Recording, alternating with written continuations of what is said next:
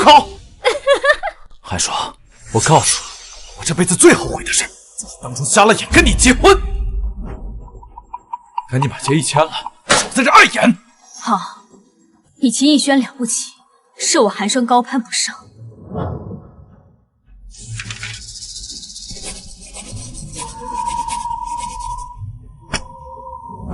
把我妈留给韩家女婿的祖传玉佩还我，从此你我再无关系。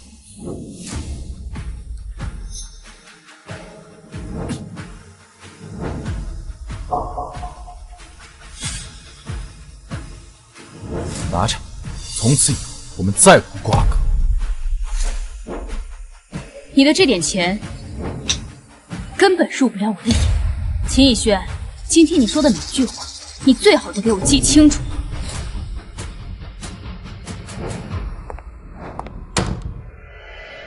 给脸不要脸的东西！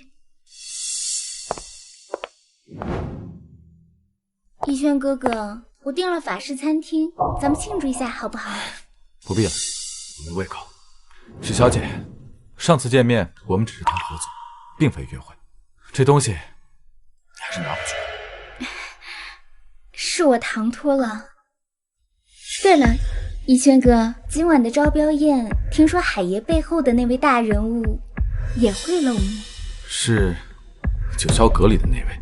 是，就是那位，他才是真正的云端人物。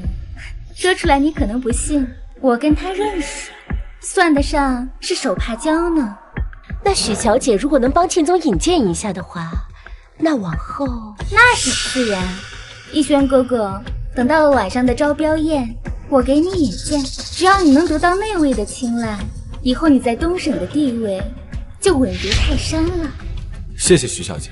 逸轩哥，你跟我这么客气干什么？那我先去准备准备，咱们晚宴上见。好。小丽，你觉得刚才我做的对吗？当然，秦总，以您现在的身份地位，只有像许小姐那样家世显赫，能够助你一臂之力的人，才配站在你身边，而不是那个不识好歹的女人。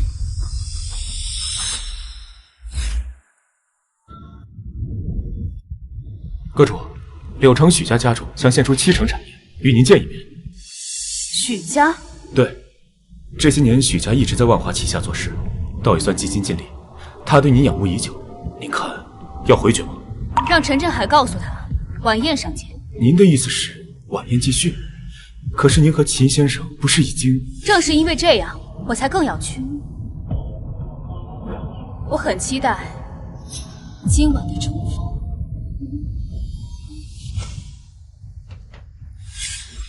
小姐，我们真要放弃竞标吗？这可是万华少有的项目。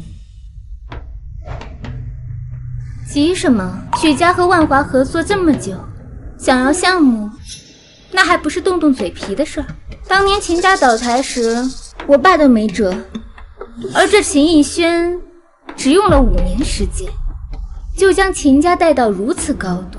这人脑子确实好，用个短期项目去换一个商业天才的信赖，划算得很。再说了，今晚的重头戏根本不是竞标，是那个大人物。没错，今晚许家会通过海爷搭上他，有这层关系在，秦逸轩不靠着许家的威胁，到时候他就是我的枕边肉了。可他不是有一个前妻？那个家庭主妇，哼，扔人堆里都不会让人注意的货色，也配跟我比？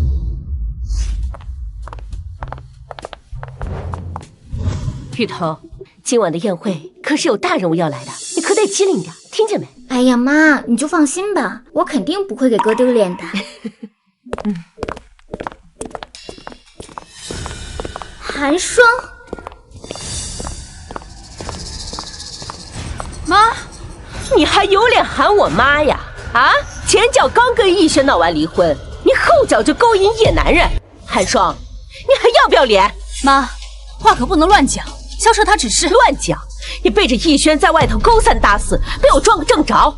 怎么，你还有脸在这狡辩呀你？妈，这5年我寒霜扪心自问，从未对不起过秦逸轩。放屁！你要是干净，逸轩能跟你离婚啊？你个不要脸的狐狸精！我呸！寒霜，你吃我哥的，用我哥的，现在离了婚，就在外面勾搭野男人，还好意思花我哥的钱，还不把我哥的钱交出来？对，那是我们秦家的钱，你这种贱货不配碰！今天必须给我净身出户！你知不知道，到底在跟谁说话？小白脸，这有你说话的份儿吗？给我滚一边去！我再说一遍，我没有花过他1分钱。哼，骗谁呢？就你，你的兜比你脸都干净，你会不想要那笔钱？少废话，赶紧把钱交出来！不可理喻，敬酒不吃吃罚酒。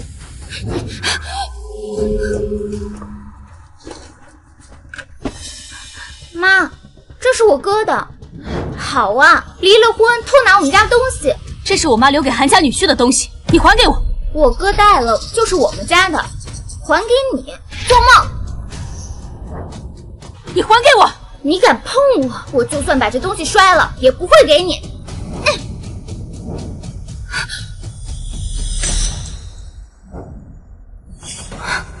你找死！雨桐，雨桐，你没事吧？让妈看一下。你个贱人，你敢打我女儿，我打死你！你敢打我，我让逸轩扒了你的皮！来人，把他们俩给我带下去！韩霜，你个小贱人，逸轩不会放过你的，你给我等着！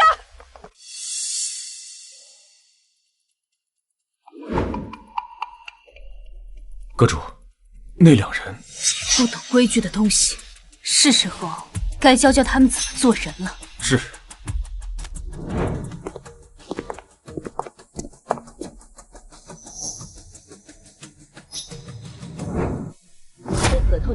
那合同回去我给您发过去啊。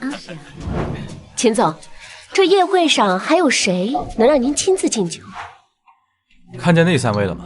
东省3大家族的掌权人，手里握着整个东省商人的饭碗。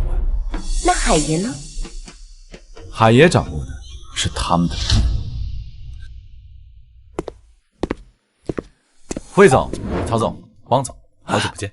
听闻秦总得到万华集团的青睐，后生可畏呀！来，秦总，我们敬你一杯。以后秦氏的项目还得仰仗3位多照拂，都是应该的。秦总，您看。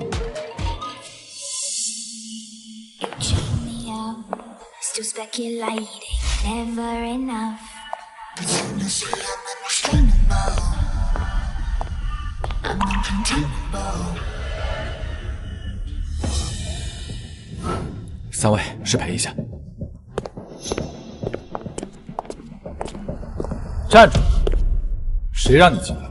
门没锁，我自己走进来的。哟，在这装什么清高？这种地方也是你能进来的？跟必虫似的尾随在我们后面，怕不是想对秦总死缠烂打吧？寒霜，这么纠缠，只会让人更恶心。你们是不是太把自己当回事儿了？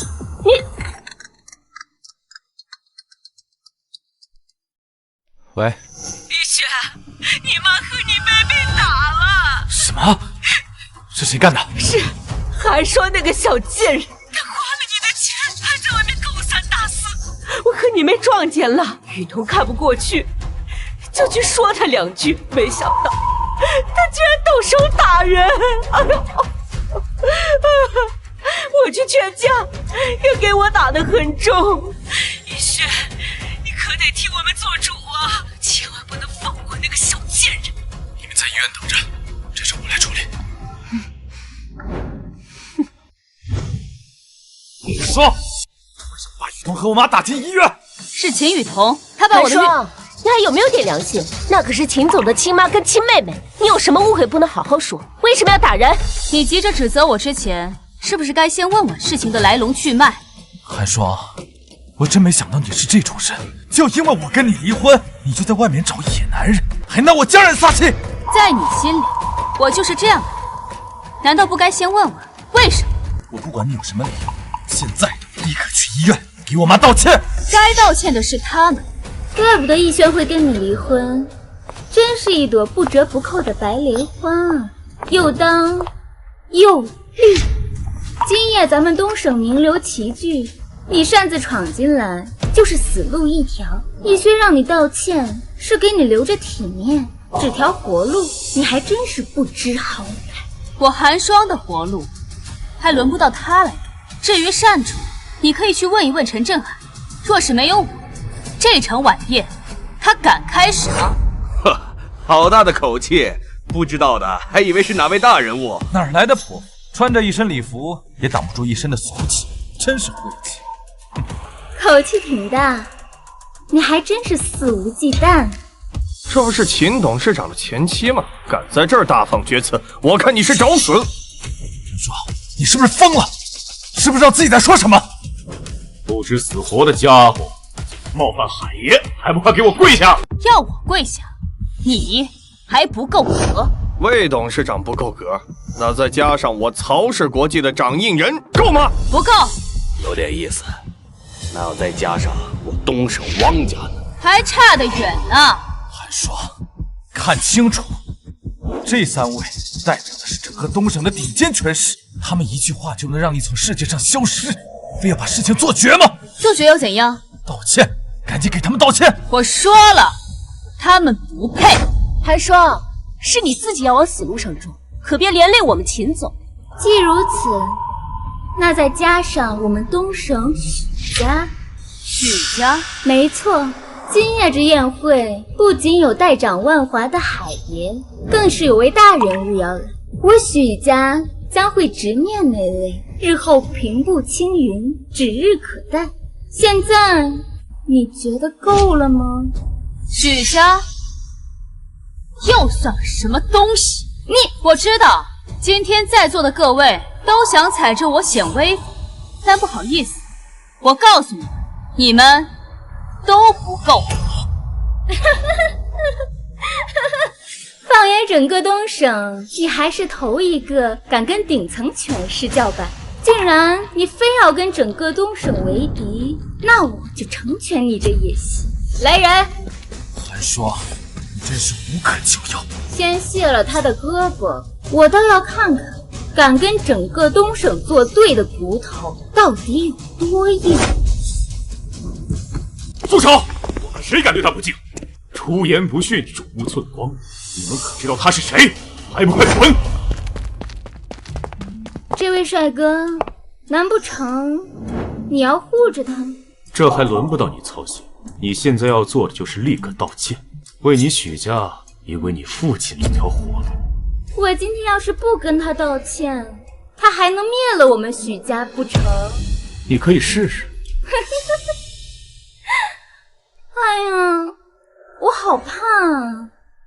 哼，先不说今晚我许家会直面那位大人物，一步登天，就说我许家在东省立足50年，经久不衰，更有横卧东省莫言罗海爷照应。他有什么通天的大身份来灭我们许家？凭他那张嘴吗？也不看看自己是什么下贱货色。你敢打我？打你又怎么样？不过你前面说的确实不错，灭你们许家确实只需要动动嘴皮子。萧彻，通知下去，和许家的会面提前，让陈振海把许家家主给我带回去。顾少，来尝一下明前龙井。许家家主客气了。董事长，车备好了，随时准备出发。好，你先下去。顾少，你有所不知，我花费半生的心血，终于有回报了。过了今夜，我许家就要一步登天。一步登天？你看我激动的，让你见笑了。想当初啊，海爷驾临东省，我许家自愿归许麾下，一度被曹魏汪3大世家把我当笑话看。再看看现在，3大世家早已没有了气，看到海爷，那还不是低头哈腰的？倒是我许家，不仅站对了队，往后啊更有望成为东省第1世家。许家主能屈能伸，这份远见确实难得。顾少，您真是折煞我了。跟您比起来，许家还差得远，毕竟东省也是个小地方。顾少，你可听说过九霄阁？当然，传闻是大夏最古老的隐士存在，护过龙脉，拓过疆土。正是，九霄阁传承千载，以国为己，其阁主更是万人之上的存在。放眼如今，大夏的首长也是敬畏他3分。不知为何，这位阁主5年前突然销声匿迹了。不过听说今晚他就要出世了。出世？在今晚这场招标晚宴上？没错。要是我许家能够获取青睐，别说是东省，放眼整个全国都能站稳脚跟。那我就祝许家主得偿所愿了。海爷又催我了，估计那边准备好了。喂，海爷。振听，你生了个好女儿，给你10分钟，立刻滚到招标晚宴会场来赔罪。10分钟不到，今晚就让你许家彻底消失。海爷，海爷，喂，来人呐！马上去招标宴会现场，快！好的，一起走吧，今天也是打扰许家主了。走。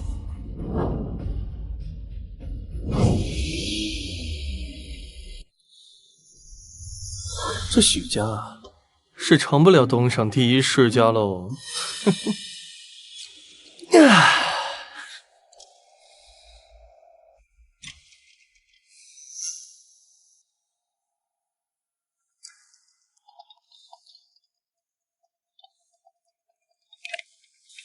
喂，凡哥，邀请函我已经拿到了。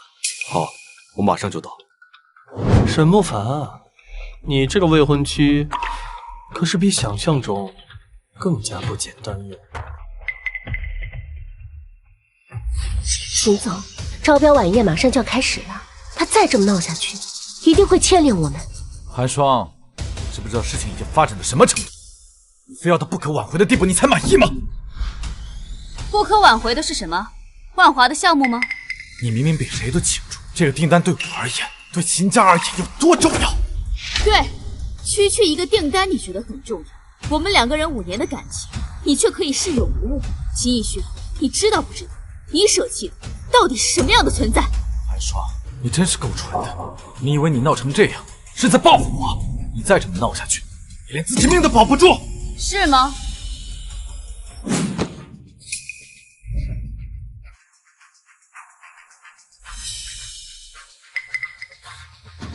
我今晚就坐在这儿，看谁能取我的命。好大的口气！滚下来，小丫头，这个座位可是宴会厅的首座，代表着整个东省的最高权势，非财权滔天，万人之上者不可坐。你怎么就敢确认我不是那个能令陈震海俯首拜相的万人之上呢？放肆！你以为你是谁啊？你以为你真的可以横压全场吗？你有什么资格妄议韩小姐？你说的没错，今夜之宴纵览全城，尽如龙虎，无法无天。来人！等一下，寒霜，你知不知道你现在这大放厥词的样子就是个小丑？为了今晚这出戏，你私下排练了不少遍吧？我倒要看看你能演到什么时候。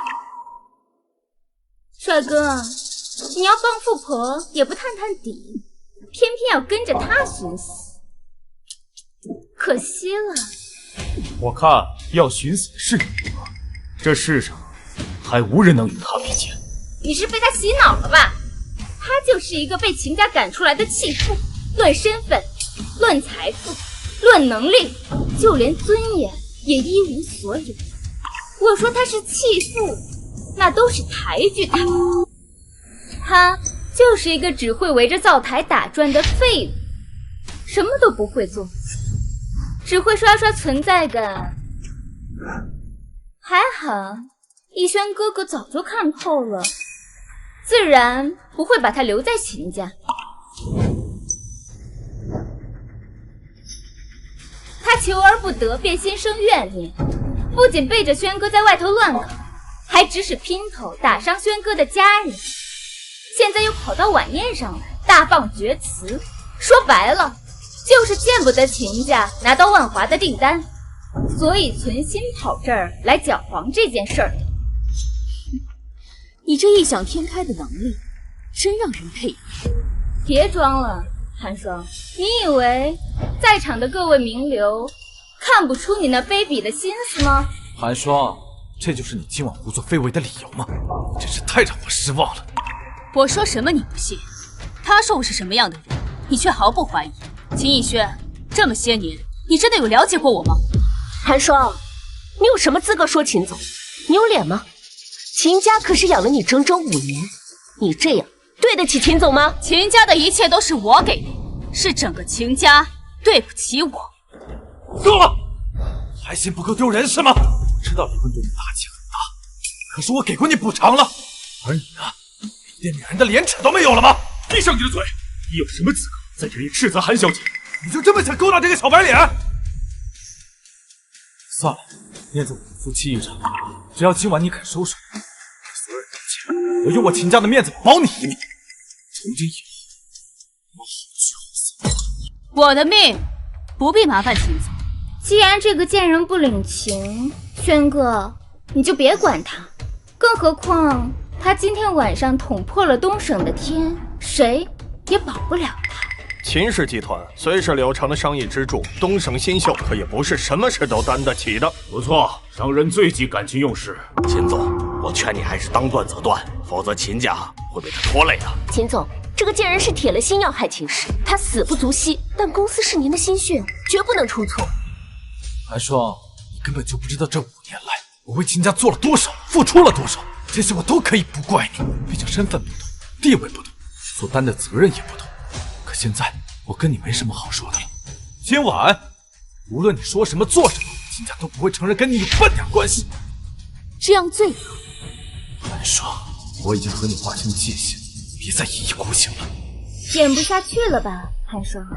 你我身份天壤之别，我本不想自降身价与你计较，但是今晚你先是尊卑不分，冒犯在场各位名流，后有心思歹毒，将祸水引至秦家，东省可容不下你这样的败类。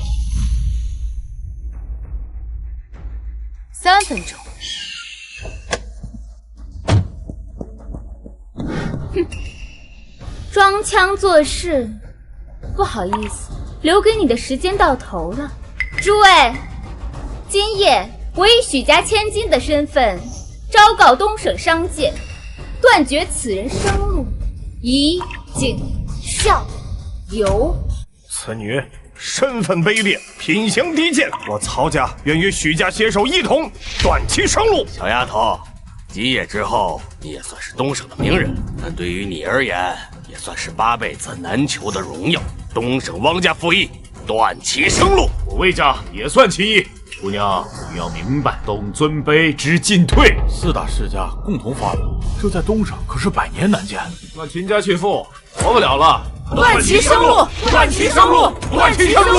哎呀，自寻死路，活该。秦总，还好你跟他早早离了婚，要不然秦氏都不知道要被他祸害成什么样子。寒霜，这就是你想要的，是吗？今夜过后，东省各个企业你一个都进不去，就连要饭都得不到施舍，你逃不出东省，东省也再无你容身之地。现在你还演得下去吗？1分钟。什么意思？你不会还妄想1分钟后海爷带着我爸来现场吧？你真是不见棺材不落泪。现在我就让你见识见识什么叫做绝望。来人！好大的胆子！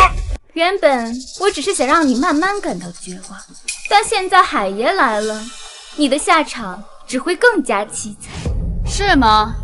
我很期待。不知死活的东西！海爷，海爷，您来了，恭迎海爷，恭迎海爷。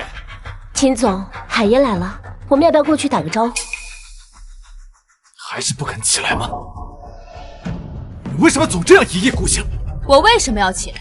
我说，海爷已经到了，如果你能从海爷那求得一线生机，他们也不会把你逼上绝路。可你现在还坐在这里，只会激怒海爷，连最后的机会都没了。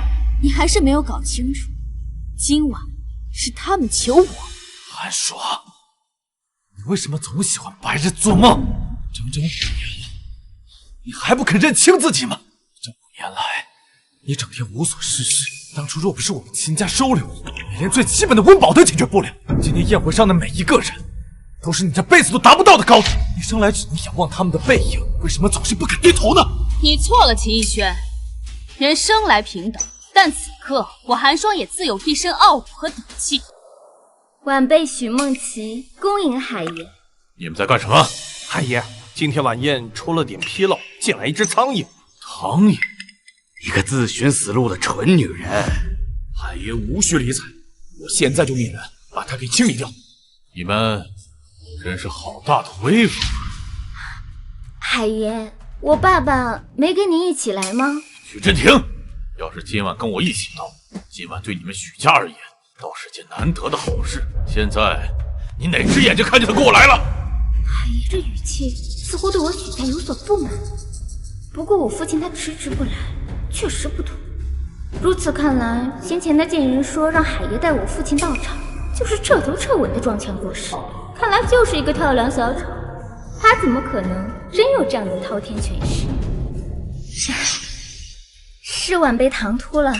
刚刚那秦家弃妇信誓旦旦地说您会带着我父亲一起过来，是晚辈没有辨别出真假，所以想问问你。秦家弃妇？没错，一个无所事事赖在秦家整整5年，最后被扫地出门的弃妇。这个弃妇先被秦家赶出门后，怀恨在心，今晚还擅闯招标宴，一个下贱货，说话没点规矩，把全场各位都得罪遍了，还3番2次辱骂海爷您。我们劝他，他倒更嚣张，居然还敢坐上那首座，还说自己是东省的天，嚣张跋扈，这种人您绝不能轻饶。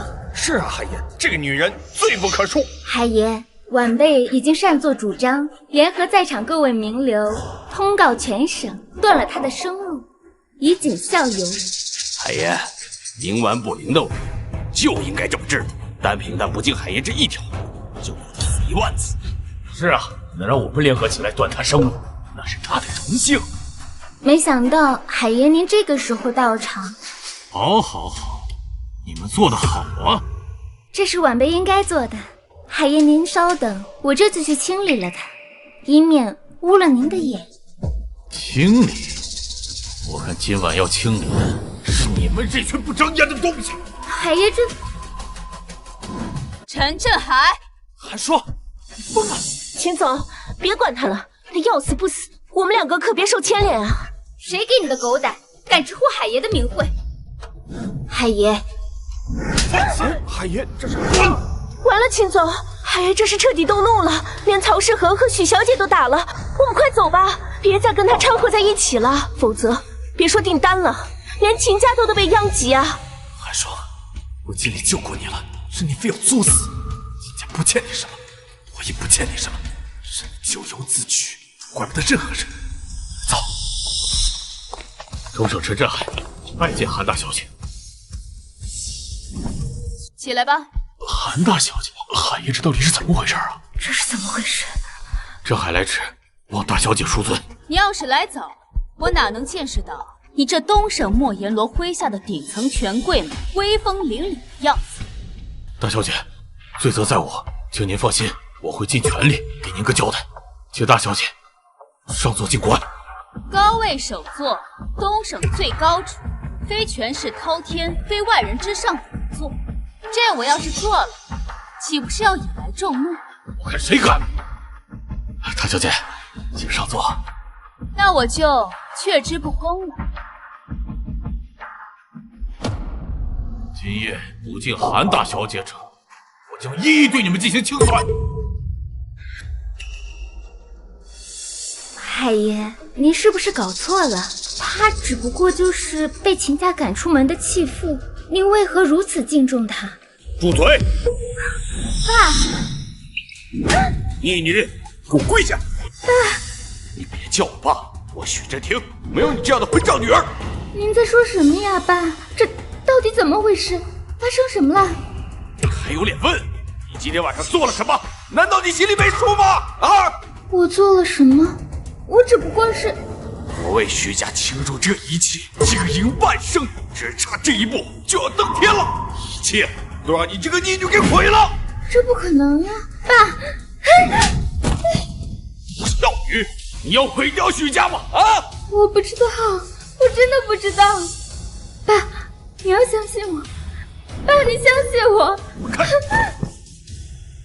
海爷，我许真庭今夜做的一切，咎由自取，任凭您处罚。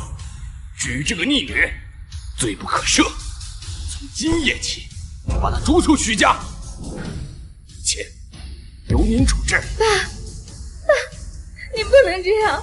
对，徐振庭，你还记得我说的话吗？10分钟之内见不到你人，我们许家今夜彻底消失。海爷，你该迟了。海爷，我许家这几年兢兢业业，您都看在眼里啊！您怎么能？求你了，海爷，求你能放过许家一条活路吧！啊，求你了！韩大小姐，许家家主何必把姿态放得这么低呀？韩大小姐，依你许家千金所言，且不提你们许家将要一步登天，单论家族基业，就以150年而不能。现在又有东省莫言罗的照应，如日中天，这样的许家，何须我给生活？孽女，你竟敢说出这样的话，还不过来请罪！爸，我真的知道错了。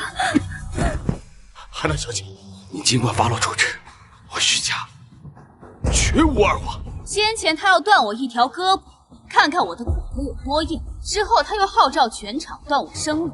在你许家千金的眼里，我不过是一个秦家弃妇，无所事事，尊卑不分，是整个东省的败类，理应当诛。现在你许家家主又要我处置，恐怕小女子没这个资格。试问，如果是许家家主您，又当如何？许家有了好大的威风！完了，我许家彻底完了！是你这个孽女，把许家推向深渊，让许家万劫不复！爸，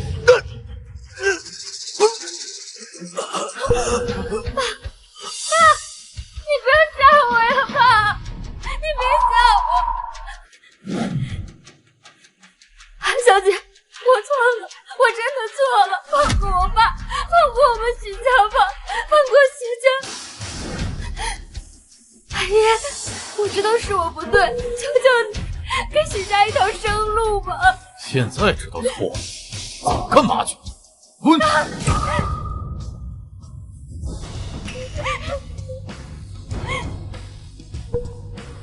我知道了，你们早就串通好了，这帮骗子！我要杀了你们！放开我！我要杀了你们！我杀了你们！多行不义必自毙，把他送进医院。至于他，送到执法。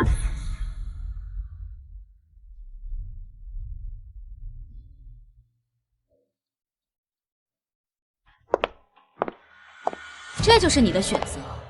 我说秦家能有今日，是仰仗于我；我说万华进驻柳城，是我授意；我说我是光明正大的走进这宴会厅；我说断我手臂，他们还不够格；我说这高位首座是为我而设。现在你看见了吗？现在你相信了吗？所以，这5年里一直在骗我。哼，骗你！我今天跟你说了，你相信了吗？那你为什么不能好好跟我说？如果你好好跟我说这些，事情不会发展到这一步。秦总，你是怎么好意思说出这种话的？你少在这里强词夺理。我们秦总对集团的付出，大家都有目共睹。你不过就是想趁此机会指责我们秦总。寒霜呀，寒霜，你可真有心机！管好你的嘴！你敢打我？再多说一句，信不信我要了你的命？秦总，别闹了，寒霜，不管你为什么骗我，但是这5年倾注了我全部的心血，我拼尽了全力，才有了如今的今日。你凭什么轻飘飘一句话就能否定掉我所有努力？秦先生，你未免过于高看自己了吧？这些年要是没有韩小姐的鼎力相助，你们秦家算什么东西？也配享今日之高位。当初秦家破产，你备受打击，我害怕我的身份给你带来压力，选择以普通人的身份守在你的身边，这一守就是5年。但是这5年对你而言毫无意义。寒霜，你听我解释。有什么可解释的？你眼中的权势地位，对我而言毫无意义。他说的没错，你我根本就不是同一层面的人，所以道不同不相为谋。秦总，今夜之后你好自为之吧。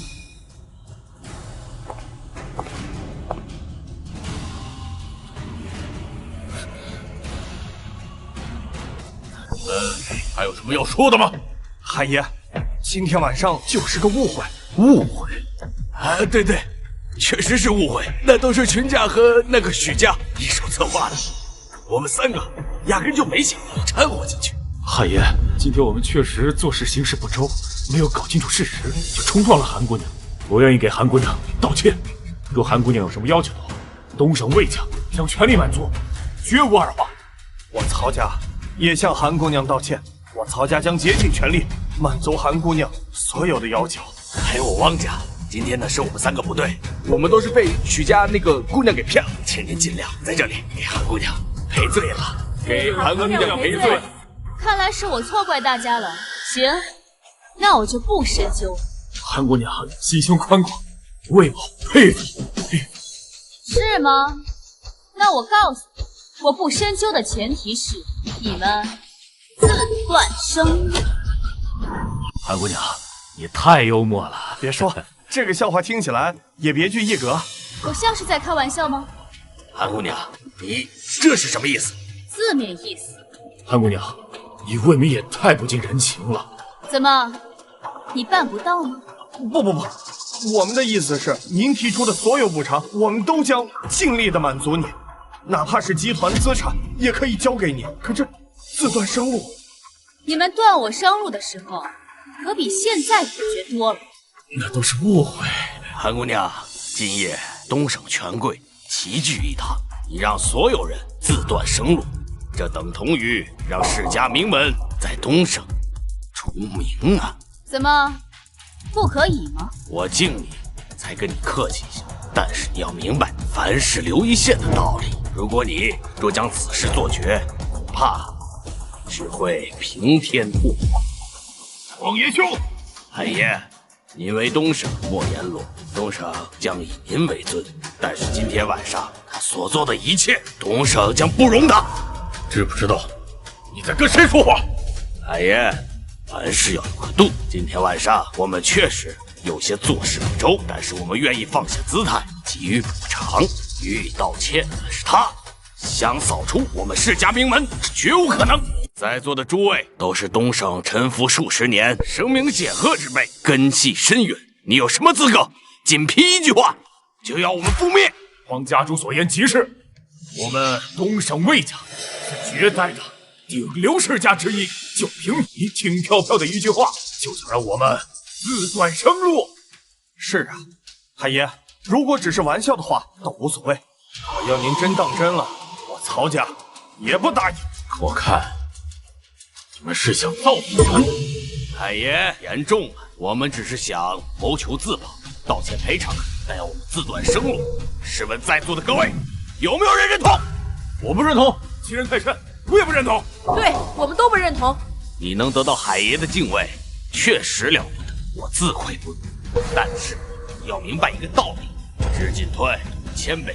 今晚众权贵若是亲力而对的话，你挡不下来。老人家，你就这么自信吗？我王延修纵横东省50年，亲手将汪家送上东省世家最高位，抛开身份不说，也有自信、有能力作为依仗。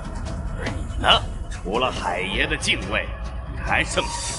你若是有服众的手段，为什么不拿出来看看？好，既然如此，那我满足你。萧彻，传我消息，3分钟之内，我要东省再没汪家。是。我汪家虽已不复鼎盛，但积攒下来的底蕴和基业，也不是你仅凭3分钟就能抹除的。即便是海爷，也未必能做到。王爷兄，告诉你，韩国想动你们汪家，3分钟足矣。原本你自断生路，给你们汪家留条生机。现在事已至此，汪家不必再留了。海爷，您不必这么维护他。况且这里也不只有我汪家，东省魏家愿与汪家共进退，东省曹家也与汪家共进退。好，既然东省3家愿意共进退，那就一并清算吧。看来今天要把事做绝。够了，你们屡屡对韩姑娘不敬，来人，把他们3个给我带下去。海爷，你真的要为了他和我们东省所有世家为敌吗？你们东省，你们也配合韩小姐相提并论？我等再不济也是东省中居高位的，除非他有什么顶格背景，足以横扫一世，要不然想让我们自断生路，绝无可能。没错，绝无可能，绝无可能，绝无可能。喂，我操，不好了！集团造成不明资本聚集，情况危急，马上就要破产了。这怎么回事？这不可能！我沈慕凡的未婚妻要断你东省世家的生路，有何不可？她是我沈慕凡的未婚妻，要入我沈家的门，这份资格够了吗？沈家，大夏第一世家京城沈家，看来京城沈家的每一位子嗣都自成一份脉络，而每一份脉络都能独当一面，成为一方豪门。沈家就是由许许多多的豪门组成的超级世家，在整个大夏境内也是绝无仅有，庞然大物。这小丫头和沈家有关，不大可能吧？没有什么不可能的，她就是京城沈家选中的人。拿上来。京城沈家礼到。京城沈家赠寒霜韩小姐稀有海洋之心项链1条，限量跑车1辆，稀有冰种玉镯1对，京城王府4合院1套，沈氏黑卡1张。一点小小心意，还请韩姑娘不要嫌弃，请收下。你是？我京城沈家沈慕凡，你名正言顺的未婚夫。未婚夫？秦总，这该不会是寒霜背着你找的？未婚夫？这是小心意。光是这见面礼就已经比咱们东省世家所有的资产还要高。沈家出手可真大方。京城沈家，难怪他会目中无人，难怪海爷保他到这种地。嘿，怪我汪延修算是看走了眼，汪家完了。汪家主，不要再叫我家主，今夜之后东省再无汪家。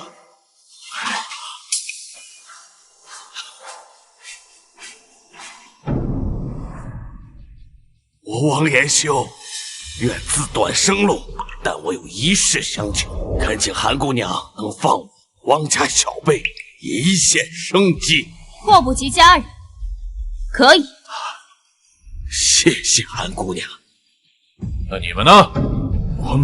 我们愿自断生路，恳请韩姑娘给我们2家晚辈留一线生机，请韩姑娘高抬贵手。这些世家的清算就交给你了，请大小姐放心。沈慕凡沈先生，我们是不是应该聊一聊？如果韩小姐有兴致的话，我随时可以。这里太过于嘈杂，恐扰乱了贵人，不如我们换个地方聊聊。那就劳烦韩小姐带路了，请。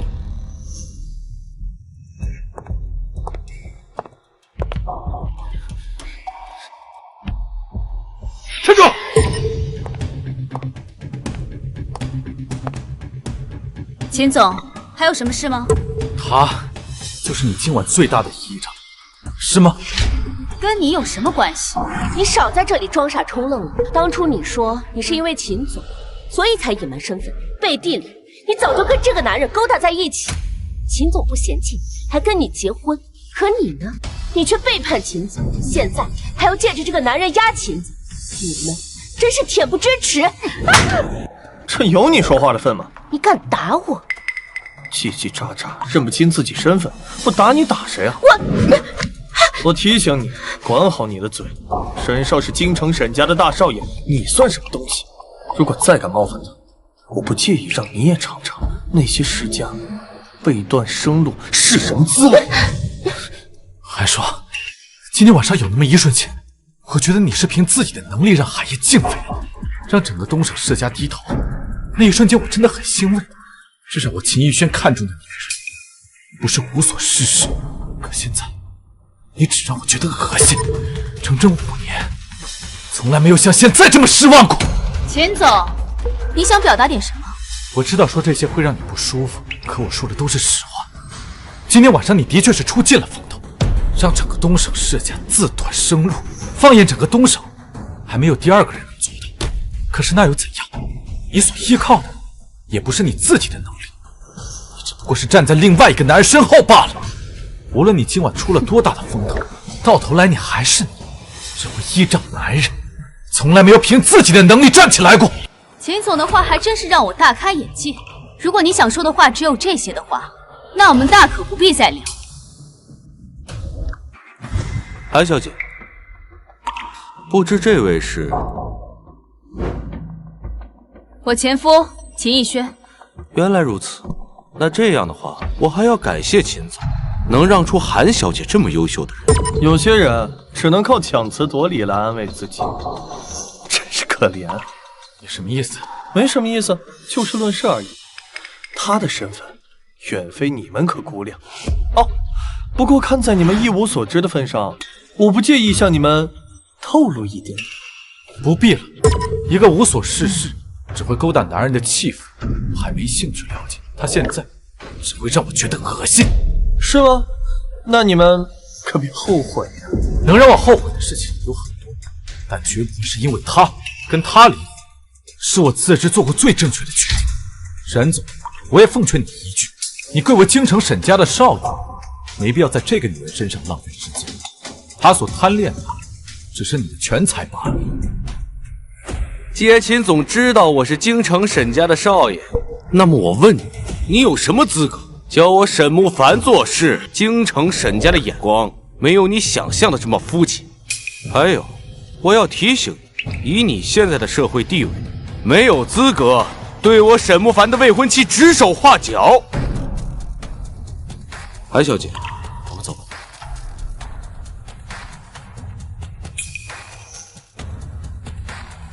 目光狭隘，愚不可及。装什么装？不过就是捡了一个垃圾而已，还真当成宝贝，脑子有病。说什么呢？秦总，你就是太心软了，你也不想想刚才他们都说了什么，又是阴阳怪气，又是盛气凌人的。他们说的也没错，现在的秦家确实比不上京城沈家。秦总，我秦逸轩从不逞口舌之快，接下来我会带领秦家一步一步超越京城沈家。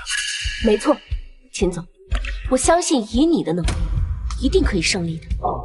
韩爽，我会让你亲眼看到秦氏集团的崛起，但愿那个时候你能够明白，只有靠自己才能一步一步往上走。一时得失，难以维持，终将一无所有。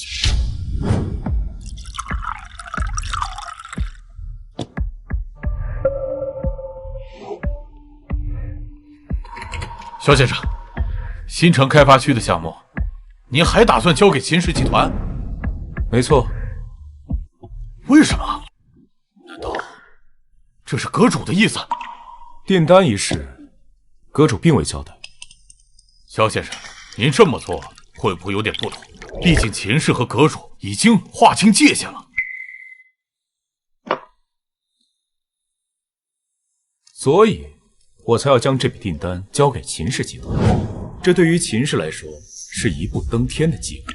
项目初期的投资，恰恰是秦氏集团能拿出来的所有积蓄。若是阁主还在秦家，他们便可高枕无忧的投入。可是阁主已经不在秦家了，所以从今天开始，万华集团暗中给秦家的一切便利全部取消，相关合作渠道也一并。呵呵，原来如此。秦家可能自己都不清楚，他们近90%的商业资源都来自于万华的旗下和让利，一旦全部终止，他们的资金链立马就会断裂。秦逸轩不是自觉自己能力卓然，能带秦家走上高位，那为何不给他这个机会？秦家的资金链一旦断裂，那么他们就绝不可能拿出这个项目所需的启动资金。一旦没了资金，这个项目就没有办法推进，到时候庞大的违约金一样可以彻底打垮秦氏集团。话别这么说，万一秦总真能力挽狂澜，扶大夏至将倾，哼，那秦家也讨不到任何好处。没有了我们万华的帮助，秦家就算拿下这个项目，也会把它拖垮。哼，更何况秦逸轩这个人根本没这个能力。倘若他有自知之明，他就应该清楚，秦家绝对拿不下这个项目，还不如一口回去。否则，他所期盼的希望落空，他们秦家将会一蹶不振，彻底消失。那也是他们秦家咎由自取。哎，萧先生，您是打算以此报复秦家，替阁主出气？不，我只是想让他们看清自己，让他们明白，没了阁主，他们什么也不是。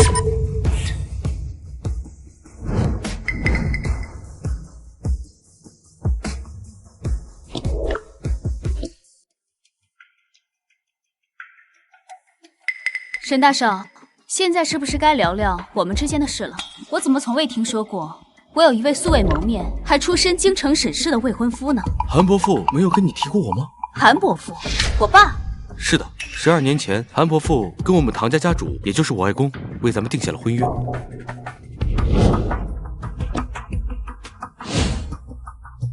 这是当年韩伯父给我们沈家留下来的信物。确实是爸爸的东西。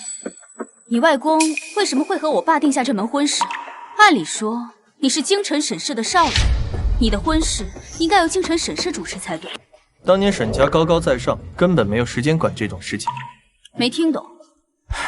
这件事说来话长，我从小跟着外公一起长大，直到3年前才被接回了沈家。原来如此，那沈少爷可否详细说说？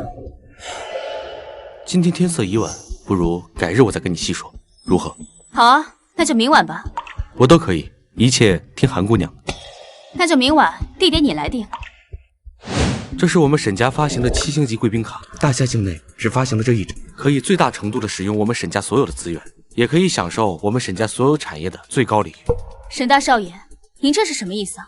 柳城最豪华的7星级酒店东方盛庭，也是我们沈家的产业之一。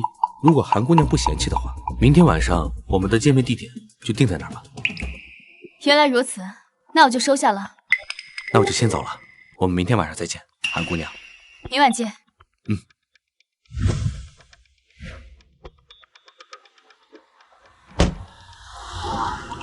这位沈大少爷的目的还真是深藏不露，老爷子可千万别给我添麻烦。小丫头，看到这封信的时候，你差不多到了成家的年纪，只不过你妈妈身上的优雅气质，你是一点都没遗传到。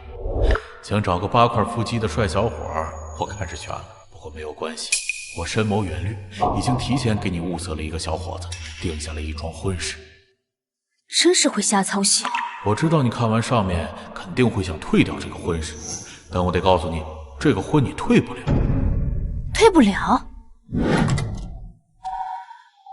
秦总，都这么晚了，你还不休息啊？不了，这样您身子熬不下去的。招标会不了了之，我必须尽快确定公司下一步发展规划，怠慢不得。都怪韩硕那个狐狸精，要不是他大闹晚会现场，事情说不定都不会变成现在这个样子。行了。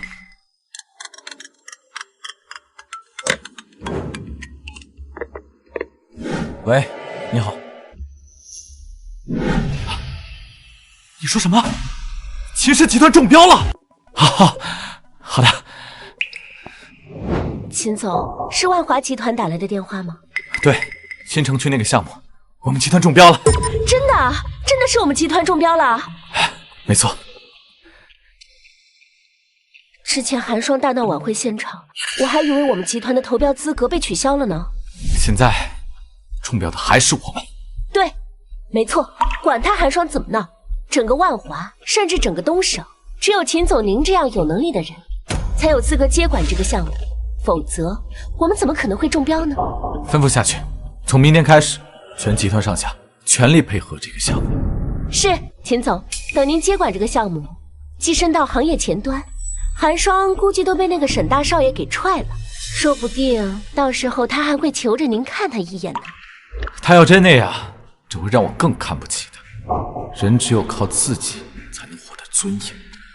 寒霜，这个道理你永远都不会明白。唐家老头与我韩家有大恩，他的外孙也确实不简单，姑且算是配得上你，所以我和他立下了婚书，并以当初你留在家里的这枚凤戒作为见证。果然，这老头就是不让我省心。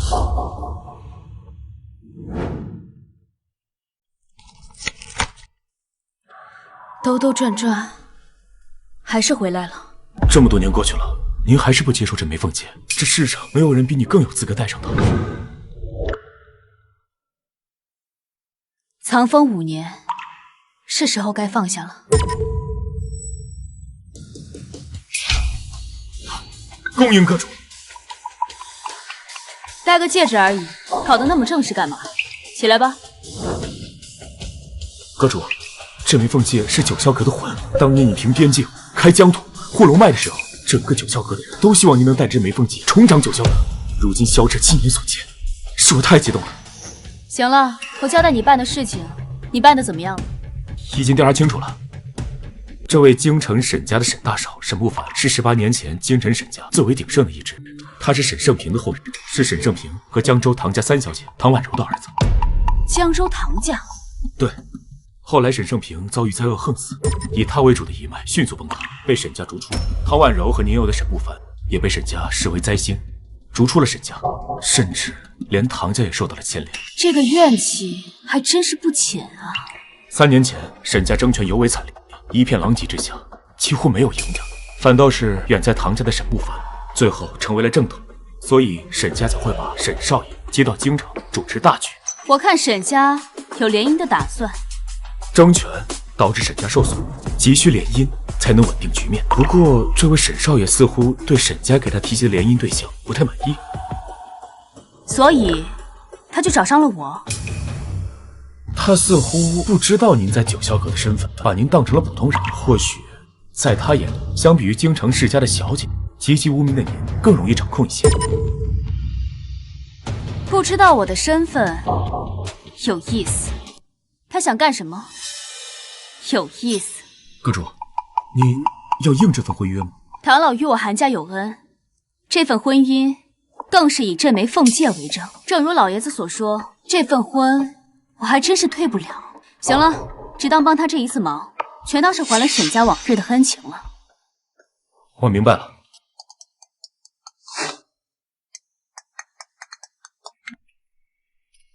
说这么晚了，没打扰你休息吧？秦爷爷，是我。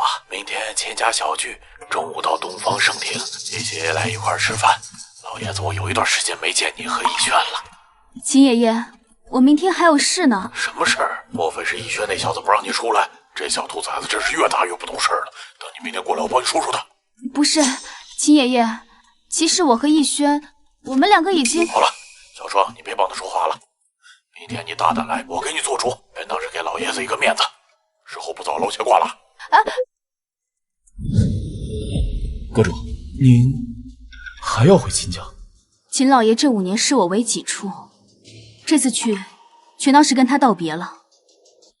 小彻，告诉陈振海备上一份礼，我明天带过去。是。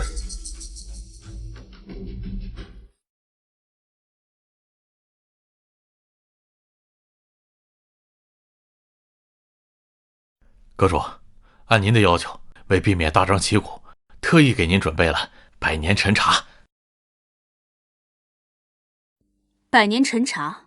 是的，阁主，这是5年前镇守京城自边境带回来的稀世珍品，享有茶中皇后之美誉，价值连城啊！有心了。阁主，我送您进去。不用了，你先回去吧。好，阁主。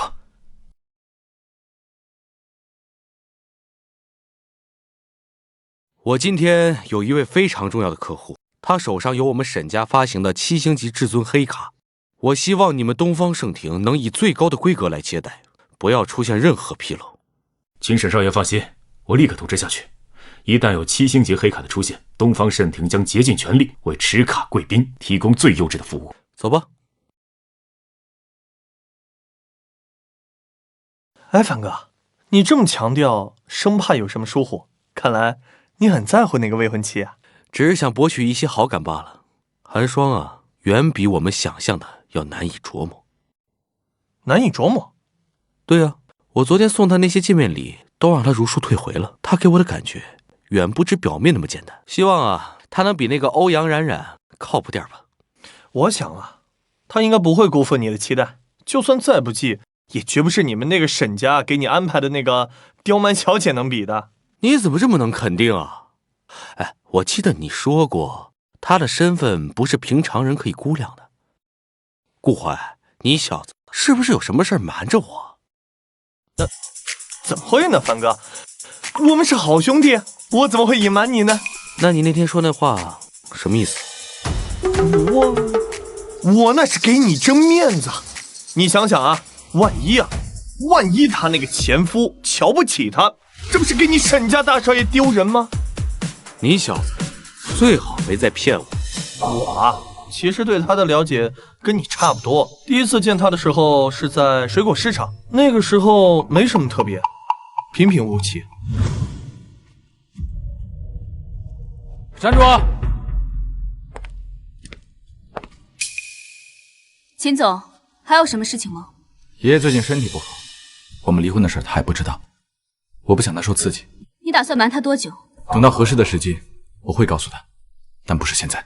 好，我答应你。还有什么事情吗？今天之所以举办家宴，和大伯母家的女婿有很大关系。他的身份背景很不简单，你在宴席上少说话，注意仪态举止。要是出了什么事情，谁也护不住。京城沈家也不行。这就不劳烦秦总操心了。韩叔，你最好把我话听进去，出了事儿别怪我没提醒你。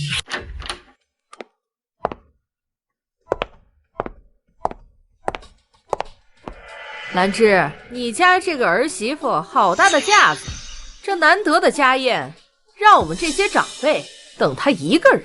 哎呀，大嫂，她什么德行，您还不知道吗？今天咱难得的家宴就甭提了啊，免得影响了大家的兴致。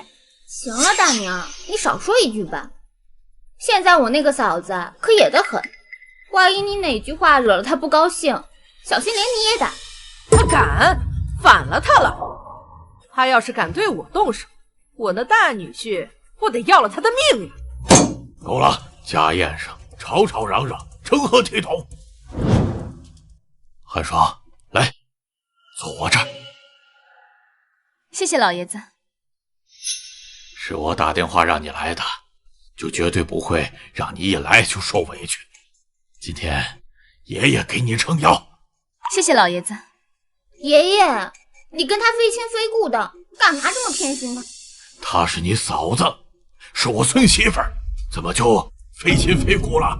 行了，雨桐，别让你爷生气。好了，我看呀，人都到的差不多了，我就以茶代酒，开始吧。等一下，爷爷，既然以茶代酒，不如喝我带来的茶。这是京城的黄金芽茶，由金剪采摘，茶叶上喷了可食用的24K 金粉。爷爷，这是我特意给你挑的礼物。黄金芽茶，爷爷，这茶可不得了，它在国际上享有盛名，单这一盒呀就价值数十万呢。这一小盒就值10万。是啊，爷爷，看来堂妹家里面又有什么值得庆祝的好消息了吧？不然也不会把这么好的茶叶拿出来。看来什么都瞒不过雨菲姐。爷爷，你知道万华集团为了新项目招标，昨天召开的晚宴吗？知道，听说整个东省的世家名流都去参加了。没错，昨天万华的招标晚宴上，我哥力压全场，成为万华项目的唯一中标人。现在新区的项目都是由我们秦家负责。那个项目，陈振海还是给了秦家。逸轩，这是真的？是的，爷。不过其实没雨桐说的那么夸张，过程有些复杂。不过还好，最终中标的是我们秦氏。我本来打算签合同的时候再跟你说。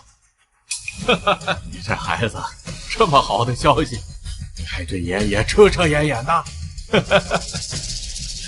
好啊，好啊，这下我们秦家可是靠逸轩一步登天了。这么说，逸轩已经拿下万华的项目了？哎呀，那我们秦家岂不是要成为商界的翘楚啦？大伯母，还早呢。哎呀，什么还早？万华这个项目在国内可不多见。逸轩，你现在呀可是独当一面啦，了不起啊，了不起！可惜呀，这个家养了个累赘。逸轩，你也别怪堂姐说话难听。现在呢是上流社会的风云人物了，在家里面养个只会洗衣做饭的老婆，没有办法帮你出力也就算了，这要是传出去啊，别人还以为你娶了一个保姆呢。堂姐，我知道了。知道就好。要说这找对象，还得向我们雨菲学习。她这次找的对象，据说已经入选了九霄阁，去镇守边境了。这要是回来，谁还不得敬他3分？大嫂，她一个妇道人家，怎么能跟人家青石比呢？整天就在家干些老妈子的活，简直是一无是处。喂，我还不如直接请个保姆。哼，寒霜啊，姐姐知道，有些话你听了可能会有些难受，但这事实就是这样呀。作为过来人，姐姐还是希望你能有自知之明，知道自己应该做些什么，才能配得上逸轩。一个小小的项目，就看清你们的嘴里，这笔买卖不可以。什么叫一个小小的项目？有本事你怎么不去谈一个回来？哎，你在这给我装什么大尾巴狼？实话告诉你们，这个项目当初就是我给秦家的。寒霜，天还没黑呢，你就开始说梦话了。爷爷可还在这儿呢，你就想通过这样的方式来争面子，只怕会让你更丢脸。寒霜，家宴上我不想跟你争，不过你得搞清楚，秦氏中标靠的是我的个人能力，所以晚宴结束以后，万华府打电话来通知我，中标的事跟你可没有半点关系。个人能力？行了，跟他扯什么？那可是万华集团的项目，他这辈子接触得到吗？寒霜，爷爷可是亲自邀请你来参加家宴，你还不把给爷爷准备的礼物拿出来？不会是没有准备吧？当初要是没有我，你们秦家根本接触不上万华的项目。至于礼物，这个就是我送给爷爷的礼物。我倒要看看你拿的什么宝贝。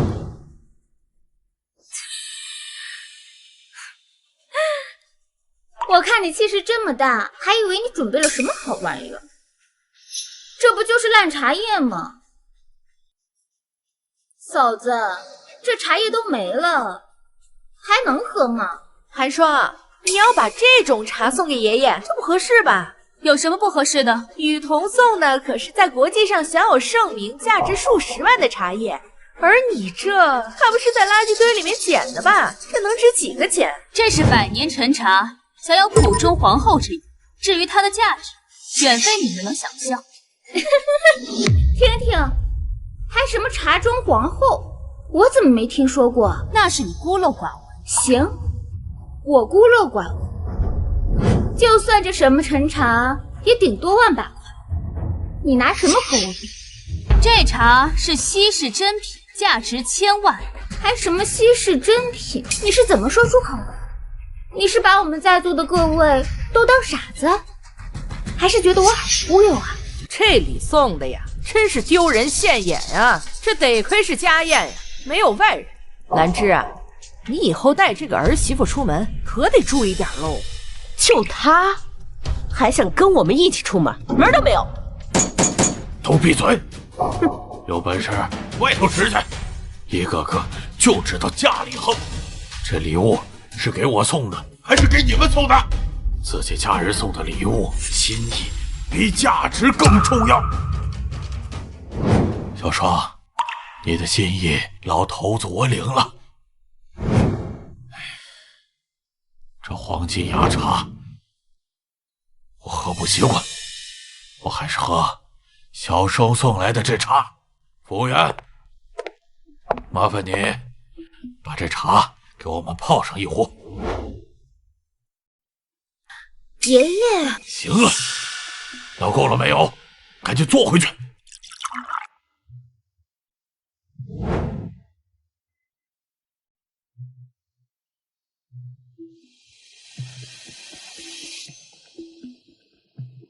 爷爷，这茶水颜色跟刷锅水一样。寒霜，你这算什么陈茶？你该不会捡了一罐垃圾，以次充好吧？百年陈茶就是这样。放屁！你真当我们没见过什么世面？这一看就不是什么好东西。要是爷爷喝出了什么问题，你担得了责吗？寒霜，都是自家人，你要是实在送不出什么像样的东西，你可以直说呀，没有人会笑话你的。但那可是入爷爷口的东西，你怎么能在这件事情上弄虚作假呀？你这是在害爷爷！你们懂不懂茶？韩霜，闹够了没有？之前你对我妈和雨桐动手，还没找你算账，现在你又对爷爷起了如此歹毒的心思，爷爷平时待你可不薄啊。秦总，你又不相信我？你心里想着什么？你自己清楚。我相信小双送的茶没问题，今天我就喝这茶了。爷爷，这茶你不能喝。逸轩，你……爷爷，我哥说的对，你平时对寒霜好也就算了，但是最近你身体不好，我不能眼睁睁的看着你往火坑里跳啊！包藏祸心，为人歹毒，你拿的茶不配放在这儿。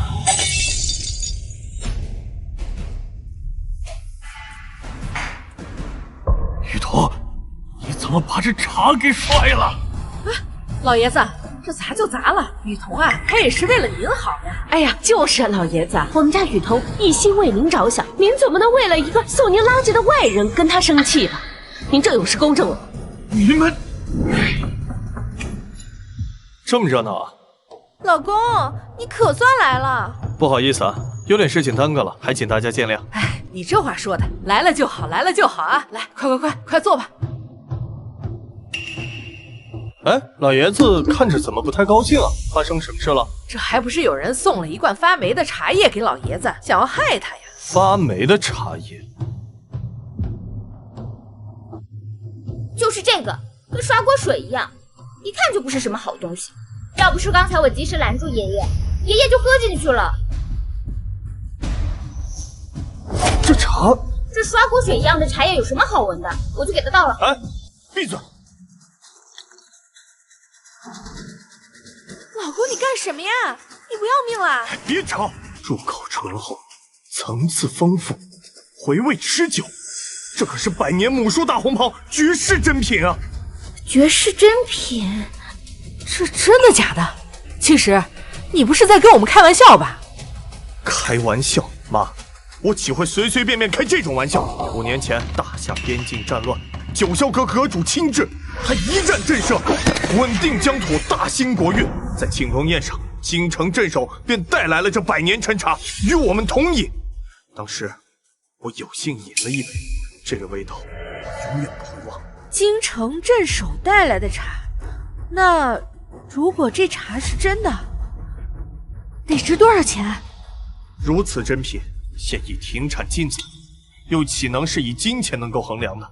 纵观我整个大夏，像这种百年陈茶，恐怕已经是寥寥无几了。你是说这茶是百年珍藏，这不可能吧？雨桐，这茶是从哪儿来的？剩下的呢？不会就这么点吧？这茶怎么不方便说？想来也是，像这种级别的茶，即便不是京城镇守使的级别，身份也不会差多少。不过能给我们秦家家宴赠上这么一泡，也是我们秦家天大的荣幸。老爷子，看来我不在秦家的这段日子里，我们秦家飞黄腾达了。这茶是整整一罐啊！什么？整整一罐？这茶在哪儿？我怎么没有看到？都让这个孽障给摔了！什么？你知不知道你干了些什么？你把这整整一罐百年陈茶都给砸了！我也不知道这个是真的。你真是混账啊！你暴殄天物啊！这茶是这个废物带来的，我怎么知道他能送出这么贵重的礼物啊？什么？这茶是你带来的？没错，是我带来的。你带来的？我记得你被秦家收留，然后嫁给逸轩。那这茶你是从哪儿来的？朋友送的。朋友送的？这么说5年前你也在大夏边境？算是吧。不是在说谎吧？怎么，你们觉得这茶是我偷来的？搞不好还真是你偷来的，要不然你哪来的朋友会送你这么贵重的茶叶？对，一定是他偷的。算了，也没必要这么说。如京城镇守使这般级别的东西，自然也不会轻易被别人得到的。那这茶毁了就毁了吧，大家都是自家人。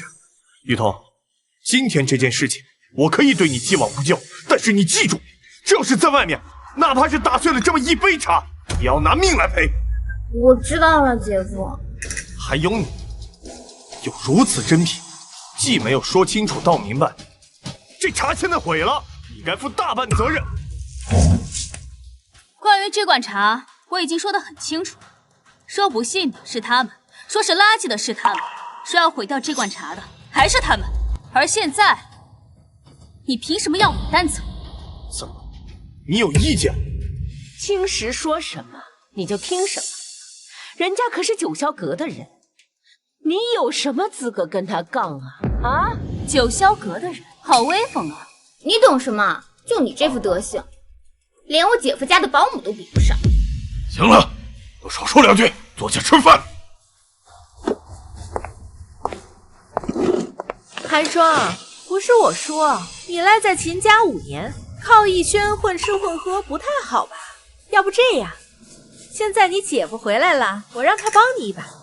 让姐夫帮我一把？是啊，老公，你近来不是在九霄阁晋升了吗？不如给他安排个活干吗？你在说什么？你以为九霄阁是什么阿猫阿狗可以随便进的吗？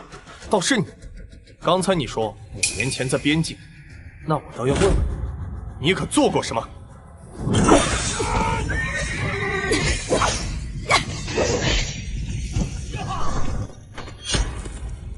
秦生辉直破关河3000里，我九霄阁阁主寒霜岂容折损，五谷仙谷以胡鲁鲁血为祭，昭告3皇5帝，日月社稷，浩浩声明，今日就本姑娘开疆拓土。你是九霄阁阁主？九霄阁阁主？老公，你说他是九霄阁阁主？这怎么可能？这不可能！姐夫，你是不是搞错了？他怎么可能是九霄阁阁主？不好意思，我情绪一时激动，一时惊悸。你知不知道你在说什么？我是在回答你的问题。5年前，大夏边境动荡，九霄阁阁主以一己之力荡灭敌寇，开疆拓土，绝世无双。谁给你的胆子，敢以他的身份自居？你知不知道会有什么后果？我只不过是在陈述事实罢了。好了，不要吵了，还吃不吃饭了？不好意思，今天确实是我来晚了，这顿家宴该由我来请了。服务员，买单。他的那份我不付，让他自己来买。你这是什么意思啊？这只是略施惩戒而已，冒犯九霄阁阁主可是重罪。今天看在咱们是一家人的面子上，我可以既往不咎，但是总要给他一点小小的惩罚。那也不行啊！东方圣庭的消费几乎是整个东省最高的。我们这次家宴就是平摊，也要很多钱呐。小双他没有工作，你让他拿什么付啊？那就让他老老实实的洗盘子刷碗，好好的沉淀沉淀。其实你，老爷子，我知道你护着他，但是此事事关九霄阁的荣誉，你一味的护着他，只会给我们秦家留下祸患。寒霜啊，要我说，你就跟你姐夫道个歉，求他网开一面，这事儿就过去了。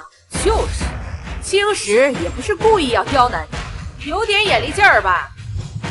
要我道歉，他承受不起。好，你有种！还愣着干什么？让他付款。小姐，麻烦结一下账。寒霜，为什么你总是这样？不就让你道歉而已吗？我说了，要我道歉，他承受不起，不就是买个单吗？刷卡。等一下，你说你有钱，我倒要看看你这到底是什么东西。你这卡正面背面连个字都没有，还印了个娃娃，你这连银行卡都不是，你装什么装呀？你不会是在地摊上淘了一张玩具卡吧？小姐，玩具卡在我们这里是不能作为消费的。这就是你刷卡的底气，还真是独树一帜啊！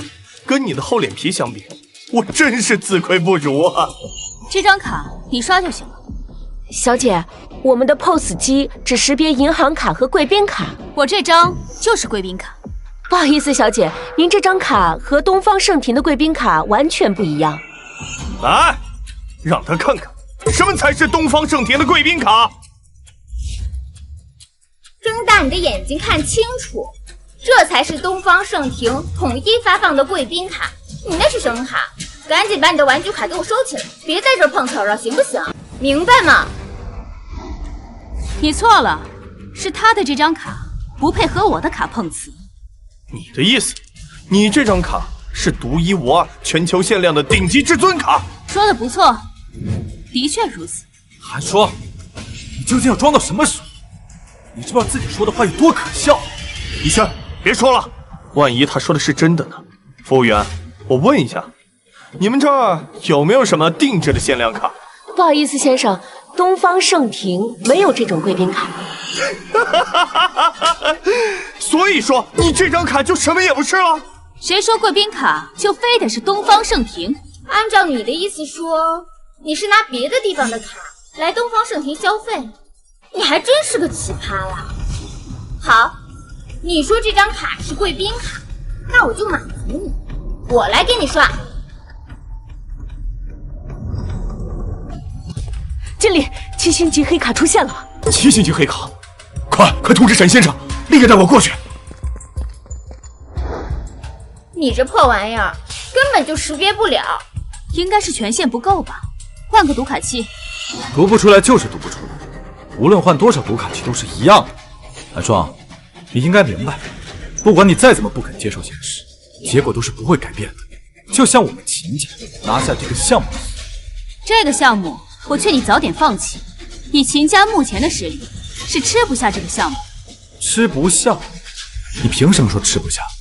万华集团肯把这个项目给秦家，就说明他看得起秦家。至于吃不吃得下，万华应该比你更理解。寒霜，你就别盯着我哥手里的项目眼红了，赶紧拿着你的地摊卡去后厨洗碗去。小姐，如果说您实在没办法支付，那我们只能采取强制措施了。住口！经理，还不快滚！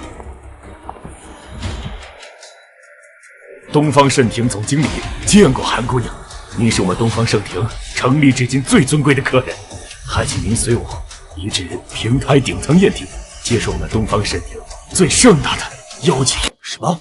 这张卡竟然是真的？也好，不过这桌的单还没满，刷卡结账吧。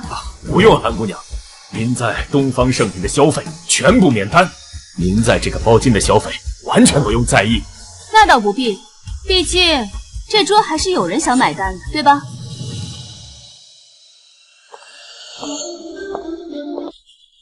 秦逸轩，我并不想跟你争论些什么，但是有些话我也必须告诉你。你从未真正了解过我，所以你也不必把你的观念强加在我身上。你我根本不是同一层面的人。我知道你现在迫切的想带秦家走向辉煌，但是在你没有一个清晰的自我认知之前，你的理想不过是个笑话。以你们秦家目前的实力，拿下这个项目是绝对不可能的。所以啊，我劝你早点放弃。一旦失败，所遭受的反噬会让你们整个秦家分离崩塌。话呢，我就说到这里了，听不听随你。秦爷爷，保重身体，我先走了。小双，你带我上去吧。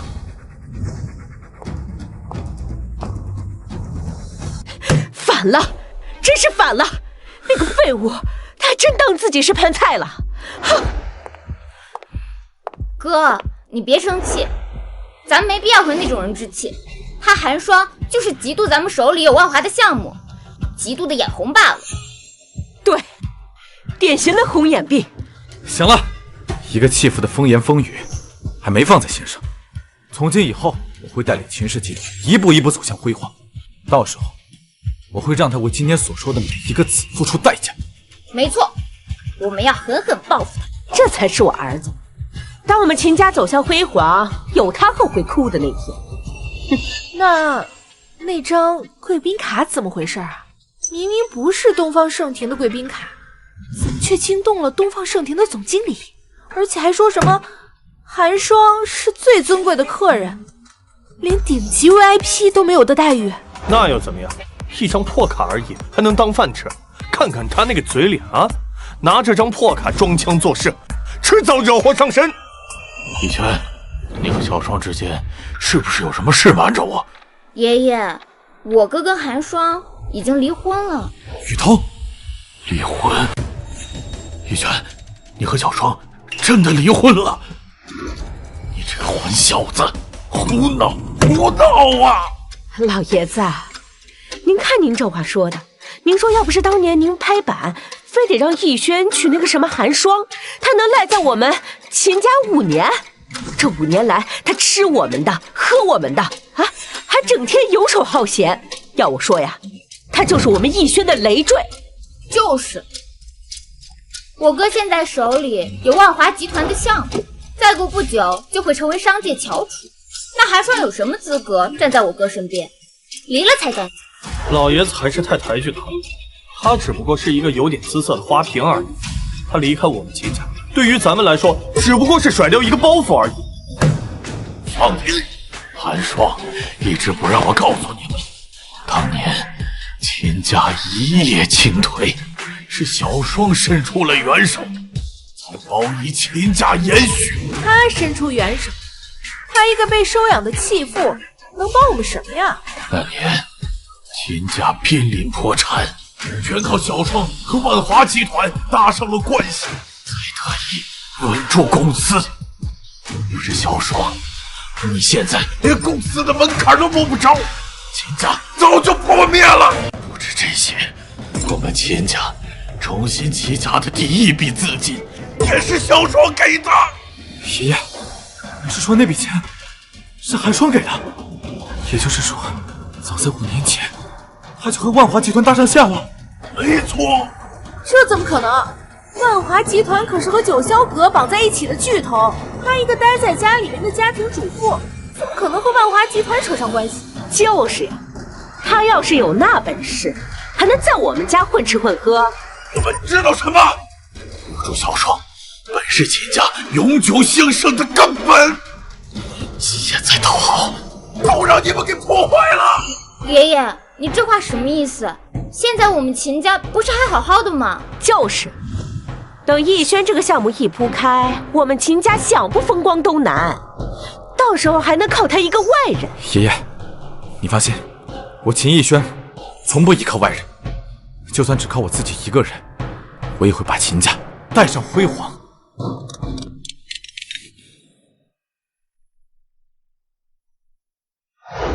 喂，小丽。秦总出事了，咱们集团的合作方全都要终止合作。你说什么？我也不知道，现在90%的合作方都发来了终止函，再这样下去，公司的资金链就全断了。怎么会这样？秦总，我们现在怎么办？你先别着急，你去稳住公司内部，合作方那边我去解决。一定要抓紧啊，秦总！现在这是新项目启动的节骨眼儿，资金链要断了，项目肯定推进不了。可要是推进不了，那巨额违约金会让我们公司彻底破产的。行了，我知道了。喂，赵总，我是。喂，周总，我是秦。抱歉，周总交代过，秦氏集团的电话他一律不接。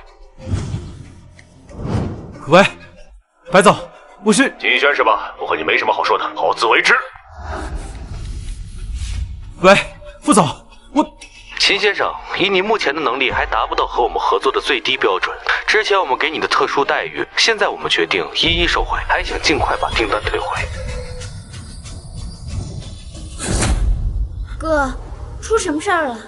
怎么会这样？就一个晚上，怎么会这样？哥，到底出什么事儿了？你倒是说句话呀！秦家终究逃不过败路。韩姑娘来的比约定时间早了1刻钟，我一向如此。尝尝吧，今天的明乾龙井。谢谢。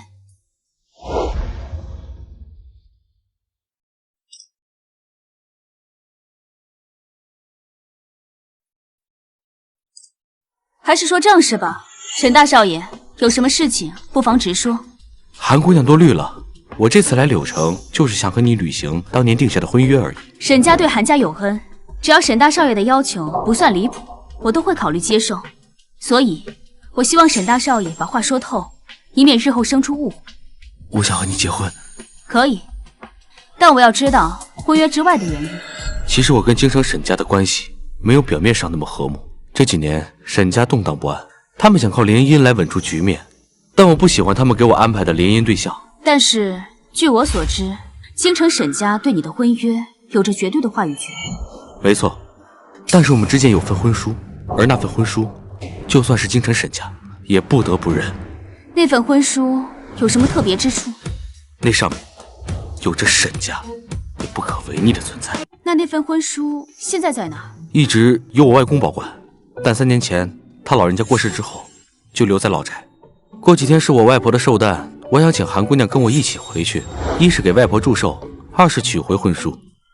没问题。外公走后，慕容家对我的成见很大，我想这次韩姑娘跟我一起回去，少不了会被他们刁难。你要有个心理准备。我既然答应你的事情，就绝不会出岔子。至于寿宴的事，我与你共进退。那就多谢韩姑娘了，我也准备一些资源，以防万一。可以，我们2天之后见。2天之后见。